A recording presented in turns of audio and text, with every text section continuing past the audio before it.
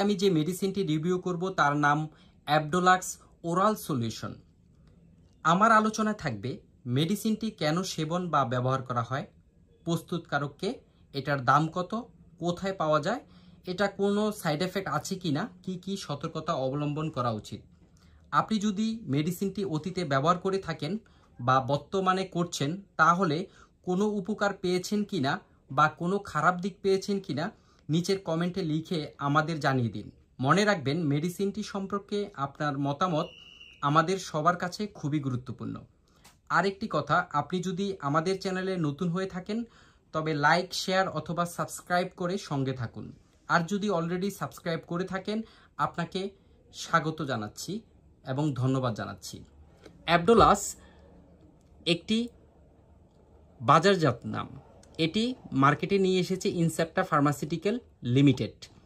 অ্যাবডোলাক্স সিরাপটি marketing নাম হলেও এটার মেন উপাদান হলো সোডিয়াম পিকোসালফেট, যার 1 চামচ সিরাপে 5 মিলিগ্রাম সোডিয়াম পিকোসালফেট থাকে। যাদের কোষ্ঠকাঠিন্য, টয়লেট ক্লিয়ার হচ্ছে না অথবা ডায়াবেটিস রোগীদের বিশেষ করে কোষ্ঠকাঠিন্য থাকে, অনেক সময় দেখা যায় সার্জারি করার আগে কোষ্ঠকাঠিন্য রোগীদেরকে অথবা সার্জারি করার পূর্বে তাদের পেট ক্লিয়ার করা প্রয়োজন হয়, পরিষ্কার করা প্রয়োজন হয়, তখন এই মেডিসিনটি ব্যবহার করা হয়ে থাকে। যাদের দীর্ঘদিন কোষ্ঠকাঠিন্য অথবা আপনি টয়লেটে গেলে রেগুলার টয়লেট করতে পারছেন না, মনে হচ্ছে যেন পেটের ভিতর সব রয়ে গেছে, নিজে শান্তি পাচ্ছেন না, অশান্তি ভোগ করতেছেন, তাদের জন্য এই মেডিসিনটি খুবই কার্যকরী। এখন মাত্রা বা সেবন বিধি, আপনি কতটুক খাবেন, এটা মূলত বাংলাদেশের ফার্মা মার্কেটে ফার্মেসিগুলোতে দুইটা ফরম্যাটে পাওয়া যায়। একটা হলো সাসপেনশন মানে ওরাল সলিউশন, আরেকটি হলো ট্যাবলেট। তবে ট্যাবলেটটি হয়ে থাকে 10 mg। সাধারণত আমি মনে করি সিরাপটি বাচ্চাদের 0 থেকে শুরু করে মানে 1 মাস বয়স থেকে শুরু করে 4 বছরের শিশুদেরকেও আপনি এই অ্যাবডোলাক্স সিরাপটি দিতে পারবেন।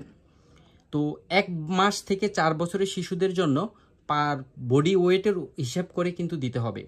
প্রতি কেজি বডি ওয়েটের জন্য দিতে পারবেন 0.25 মিলিগ্রাম এবং 4 থেকে 10 বছরের শিশুদেরকে দিতে পারবেন 1/2 চামচ থেকে 1 চামচ।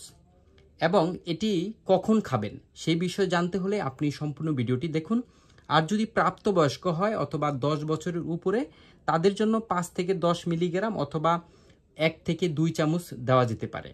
আপনার বয়স অথবা যার কোষ্ঠকাঠিন্য তাদের বয়স যদি 30, 40 অথবা 50 হয়, আপনি 3 চামচও নিতে পারবেন অথবা 4 চামচও নিতে পারবেন। ডিপেন্ড করে আপনার বডি, আপনার ওজন, আপনার বয়সের উপরে। এই ওষুধটি মূলত রাতে সেবনের জন্য নির্দেশিত, যাতে পরের দিন সকালে মলত্যাগ হয়। এটি ট্যাবলেট এবং সিরাপে পাওয়া যায়, যা আপনি যখন এই অ্যাবডোলাক্স ওরাল সলিউশন নেবেন অথবা ট্যাবলেট নেবেন, অবশ্যই আপনি প্রচুর পরিমাণে তরল খাবার অথবা পানি জাতীয় তরল খাবার বেশি বেশি খেতে বলা হয়ে থাকে। চিকিৎসা চলাকালীন যথেষ্ট পরিমাণ তরল খাবার খাওয়া আপনার জন্য খুবই উপকারী। কোষ্ঠকাঠিন্যর কারণে অনুসন্ধান না করে সোডিয়াম পিকোসালফেট টানা 5 দিনের বেশি খাওয়া উচিত নয়। আপনি এই মেডিসিনটি নেওয়ার আগে অবশ্যই একজন ফার্মাসিস্ট অথবা একজন MBBS ডাক্তারের পরামর্শ নিয়ে মেডিসিনটি খাবেন।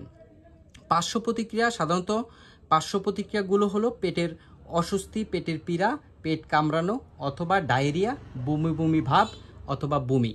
এই পার্শ্ব প্রতিক্রিয়াগুলো সবার বেলায় যে দেখা দিবে এমন কোনো কথা নয়। কারো একটি অথবা কারো দুটি অথবা কারো কোনোটি দেখা দিবে না। তো আশা করি অ্যাবডোলাক্স সম্পর্কে আপনারা পূর্ণাঙ্গ একটি ধারণা পেয়েছেন। এবং যাদের অ্যাপেন্ডিসাইটিস আছে অথবা আলসার আছে অথবা গ্যাস্ট্রোইন্টেস্টাইনাল অবস্ট্রাকশন সার্জারি করেছেন, তাদের জন্য এই মেডিসিনটি না। আপনি অবশ্যই একজন ফার্মাসিস্টের কাউন্সিলিং নিয়ে মেডিসিনটি সেবন করবেন। আপনার কাছে যদি ভিডিওটি ভালো লেগে থাকে, অবশ্যই আমাদের অন্যান্য ভিডিওগুলো দেখুন এবং আপনার বন্ধুদের সাথে অথবা আপনার পরিচিত কারোর সাথে অ্যাবডোলাক্স সিরাপ সম্পর্কে বিস্তারিত বিষয়টা শেয়ার করতে পারেন। আশা করি ভালো থাকবেন, সুস্থ থাকবেন, সেই কামনা রইল।